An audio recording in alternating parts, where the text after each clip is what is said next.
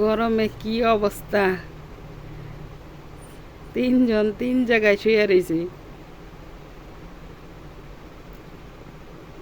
আজকে খুব গরম পড়ছে, তো গরমে আর সহ্য হইতেছে না। অলালি, গরম লাগছে? হুম, শ্যাডু তো চার হাত সরিয়ে দিয়ে ঘুমাইছে। জোরো জোরো কার্টুনের মধ্যে বসে রয়েছে।